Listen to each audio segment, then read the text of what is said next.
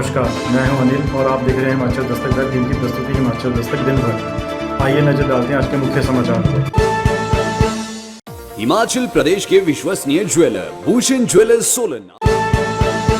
कल से परिवहन सेवा शुरू, एचआरटीसी ने पूरी की तैयारियां। बस में सफर करने वालों की होगी थर्मल स्क्रीनिंग। ज्यादा भीड़ होने पर और बसों का किया जाएगा इंतजाम। नेर चौक से 12 दिन बाद आई पॉजिटिव रिपोर्ट। चालकों परिचालकों ने कहा पहले बीमा करवाओ तभी देंगे सेवाएं। बस ऑपरेटरों को 2 टूक, बस मालिकों ने एसपी से मांगी सुरक्षा। ओबीसी हॉस्टल द्रंग में क्वारंटीन 22 लोग भेजे घर। प्रशासन ने कहा जैसा सहयोग हमें दिया वैसा ही परिवार के सदस्यों को भी दें। बिलासपुर से आईजीएमसी भेजे सभी 74 सैंपल नेगेटिव।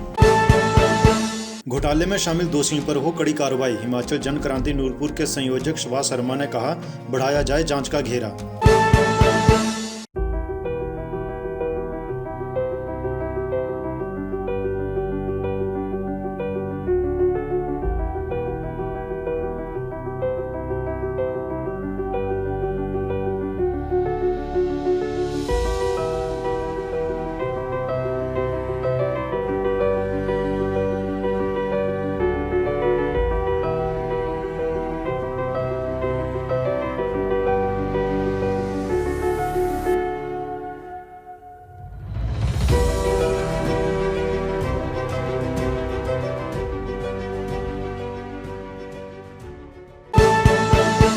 और अब समाचार विस्तार से।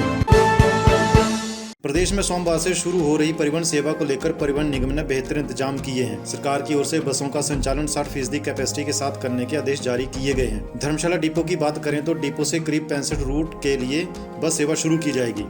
बसों में भीड़ पर चेक रखने के लिए निगम की ओर से ड्राइवर व कंडक्टर की ड्यूटी लगाई गई है। आरएम एचआरटीसी धर्मशाला पंकज चड्डा ने कहा कि यदि कहीं अधिक भीड़ होगी तो वहां पर निगम अतिरिक्त बसों की व्यवस्था करेगा। उधर नगरोटा भगवान डिपो की बसें भी सोमवार से रोड पर दौड़ने के लिए पूरी तरह से तैयार हैं। बस में बैठने से पहले सभी की थर्मल स्क्रीनिंग होगी।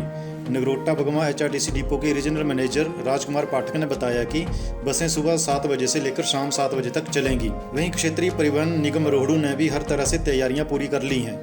डीएसपी रोहडू सुनील नेगी, क्षेत्रीय प्रबंधक हिमाचल पथ परिवहन निगम रोहडू विनोद शर्मा वो एसडीएम रोहडू बीआर शर्मा ने चालकों व परिचालकों को सोशल डिस्टेंसिंग व सैनिटाइजेशन का पूरा ख्याल रखने को कहा। इसके अलावा रामपुर डिपो के क्षेत्रीय प्रबंधक गुरबचन सिंह ने बताया कि सरकारी आदेश के अनुसार बसों का संचालन 60% कैपेसिटी के साथ किया जाएगा। निरमंड तहसील के जाऊं गांव निवासी 65 वर्षीय व्यक्ति जो दिल्ली से अपने गांव लौटा था की कोरोना रिपोर्ट पॉजिटिव आई है। किसान सभा निरमंड के अध्यक्ष पूर्ण ठाकुर ने रिपोर्ट 12 दिनों के बाद आने को प्रशासन की लापरवाही बताया। खंड चिकित्सा अधिकारी निरमंड डॉक्टर अनुपम गुप्ता ने बताया कि जाऊं गांव निवासी ये व्यक्ति अपने परिवार सहित 19 मई को दिल्ली से टैक्सी द्वारा जाऊं पहुंचा था। निरमंड नागरिक अस्पताल में जांच के बाद इन्हें जाऊं स्थित उनके दूसरे घर में संस्थागत क्वारंटीन किया गया था। इस बीच उनके कोविड-19 के सैंपल जांच हेतु लाल बहादुर शास्त्री मेडिकल कॉलेज मंडी भेजे गए थे, जिसकी रिपोर्ट आज यहां पहुंचने पर यह व्यक्ति कोरोना पॉजिटिव पाया गया है, जबकि परिवार के अन्य सदस्यों की रिपोर्ट नेगेटिव आई है। अनुपम गुप्ता ने बताया कि कोरोना पॉजिटिव इस मरीज को जिला मुख्यालय कुल्लू स्थित आइसोलेशन सेंटर में आगामी उपचार हेतु भेजा जा रहा है। उन्होंने बताया कि अभी तक स्वास्थ्य ब्लॉक निरमंड से कोरोना के 100 सैंपल लिए गए हैं, जिनमें से 99 केस नेगेटिव आए हैं। सिर्फ एकमात्र यही केस पॉजिटिव आया है। कांगड़ा के मुख्य बस अड्डा पर निजी बसों के सैकड़ों चालकों व परिचालकों ने बस ऑपरेटरों के खिलाफ मोर्चा खोलते हुए धरना प्रदर्शन किया। बस चालकों व परिचालकों ने अपने मालिकों के खिलाफ आरोप लगाते हुए कहा कि जब से लॉकडाउन शुरू हुआ है और बस सेवाएं बंद पड़ी हैं, तब से लेकर आज तक ना तो उनके मालिकों ने उनकी सुध ली और ना ही उन्हें किसी प्रकार का कोई वेतन अथवा अन्य खर्चा उपलब्ध करवाया। चालकों व परिचालकों ने यह भी कहा कि वे अपनी सेवाएं तभी शुरू करेंगे जब उनका भी बस ऑपरेटर बीमा करवाएंगे, ताकि यदि संक्रमण के चलते उन्हें कुछ हो जाए तो उनके परिवार को किसी पर मोहताज न होना पड़े। वहीं निजी बस ऑपरेटरों का कहना है कि प्रदेश सरकार का साथ देते हुए कल से आम जनमानस की सुविधा को ध्यान में रखते हुए बस चलाने के लिए तैयार हैं। उन्होंने कहा कि कुछ चालक और परिचालक इसमें अड़ंगा लगाने की कोशिश कर रहे हैं, जिससे माहौल तनावपूर्ण बन गया है। इसके लिए उन्होंने एसपी कांगड़ा से सुरक्षा की मांग भी की है, ताकि कोई घटना घटित न हो सके। उन्होंने कहा कि चालक व परिचालक का एक्सीडेंटल बीमा तो पहले ही बस ऑपरेटर द्वारा करवाया जाता रहा है, परंतु कोविड-19 अभी नई बीमारी है, इसका बीमा भी जल्दी करवा दिया जाएगा। उन्होंने कहा कि जो चालक परिचालक पिछले 2 महीने से वेतन अथवा कोई भी आर्थिक मदद न देने की बात कर रहे हैं, वह सरासर झूठ है। शिक्षा विभाग के ओबीसी छात्रावास द्रंग में रेड जोन से आए 22 लोगों को 14 दिन के क्वारंटीन में रखने के बाद पद्धर प्रशासन ने सभी को स्वस्थ रहने की शुभकामनाएं देते हुए रविवार को अपने अपने घरों को भेज दिया। इस दौरान एसडीएम पद्धर शिव मोहन सैनी ने सभी लोगों को पुष्प भेंट कर टैक्सियों में उनके गांवों को रवाना किया। ओबीसी हॉस्टल में जिले के 22 लोगों को 18 मई को क्वारंटीन में रखा था। सभी के 2 बार मेडिकल टेस्ट हुए और रिपोर्ट नेगेटिव आने पर सभी को होम क्वारंटीन के लिए भेज दिया।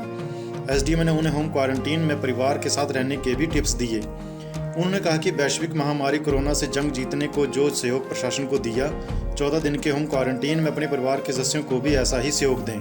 अभी छात्रावास में 10 लोग और क्वारंटीन हुए हैं, उनके सैंपल अभी नहीं लिए गए हैं। उन्होंने कहा कि सभी लोग होम क्वारंटीन नियमों का पालन करेंगे। कोरोना से देश शीघ्र जंग जीते, इसके लिए भगवान से भी प्रार्थना की। जो हमारा ओबीसी हॉस्टल है दरंग में, इसे हमने इंस्टीट्यूशन क्वारंटीन बनाया था। जब पहली बार महाराष्ट्र से ठाणे से ट्रेन आई थी, उसके बाद पुणे से दूसरी ट्रेन आई।